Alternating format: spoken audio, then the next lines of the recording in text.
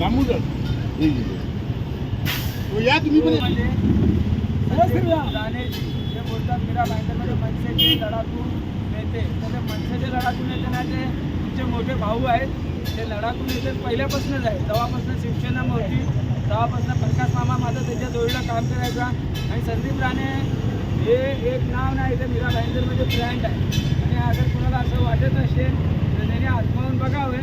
भरपूर वेळेस तर दगड दिलं तर नुसतं दगड मारेन बोललं तर कामं झाले, मारायची गरज नाही पडली आहे. आणि मारायला लावू तर नका, कारण की मोठा भाऊ तर माझा आहे मारायला. पण आज दादाला मला एक प्रश्न सांगायचा आहे. दादा, मी परमिशन वगैरे घेतली तरी पण जे आहे आज आम्ही नाही बोललो तर 30 ते 25 गाड्यासोबत येण्या काढल्या. हे श्रीरामचा नारा होता. तर कधी कदार काही झालं असतं अपघात, त्याचा जबाबदार हा मीरा भाईंदरचा पोलीस प्रशासन. हे लोक आम्हाला परमिशनसाठी ऑनलाईन करायला बोलतात, लेटर द्यायला बोलतात, 3-3 चक्रा मारायला बोलतात, तरी पण यांनी पोलीस प्रोटेक्शन का नाही दिला? तर ह्याच्यासाठी दादाने दखल घ्यावी. माझ्यातर्फे मी हे बोलेन आणि पोलीस साहेबाशी भेटून जरा बोलावं. आणि एक ते मागं लपडा जातं त्याच्या बाहेर पण बोललो होतो, मुलाचा डोका फुटला आहे. आणि जो वांटेड मुलगा आहे इथनं वांटेड असताना पण तो इलेक्शनमध्ये इथे जर माऱ्या करतो, तर कुठे ना कुठे पोलीस प्रशासनाचं काय चाललं आहे दादाने याच्यावरती पण ध्यान द्यावे. आणि 2 शब्द दादाने बोलावे. जय सेवा.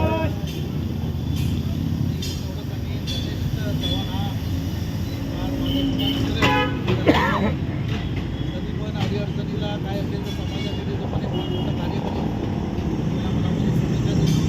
आणि या ठिकाणी जे पोलीस यांनी त्यांनी भेटा मागली आणि आत्ताच्या आता गाडी बसल्यानंतर पोलिसांवर फोन करणार आणि लोकांना संस्कृती जर मालकाचं काम करत असेल आणि त्यांना अशी जर तुम्ही वागणूक देत असाल प्रोटेक्शन देणं गरजेचं आहे, जेणेकरून आज समाजामध्ये ट्रेन निर्माण होता कामा नये, समाज करणं त्याच्यामध्ये कुठं तरी वाद होता कामा नये. या गोष्टी सानिध्य करणं आणि काळजी घेणं एक पोलिसांची जबाबदारी होती. ती न पाळता त्यांनी आज कुठल्याही प्रकारचं या ठिकाणी प्रोटेक्शन दिलं नाही. हे कायदेशीर असतं तर गोष्ट वेगळी, कायदेशीर परवानगी घेऊन सुद्धा अशी वागणूक करत असेल शोकांतिक आहे. त्यामुळे मी गाडीमध्ये ताबडतोब फोन करतो, त्याच्यामध्ये त्यांचं काय बरोबर तुला कळवतो आणि या गोष्टीचा मी निषेध करतो. या ठिकाणी समाजात ज्या उपयोगी काम करणारा एक व्यक्ती त्याची परवानगी मागतो आणि त्याची तुम्ही काळजी घेत असाल, दखल घेत असाल, ते शोकांतिक आहे. परत एकदा प्रशासनाला विनंती करतो, असं कार्य कुठे कोण करत असेल त्यांना प्रशासनातर्फे त्यांना प्रोटेक्शन देण्यात यावं, जेणेकरून आपल्या समाजामध्ये पेट निर्माण होणार नाही देण्यात यावं. परत एकदा या ठिकाणी उपस्थित सर्व भक्तांना मनापासून धन्यवाद देतो.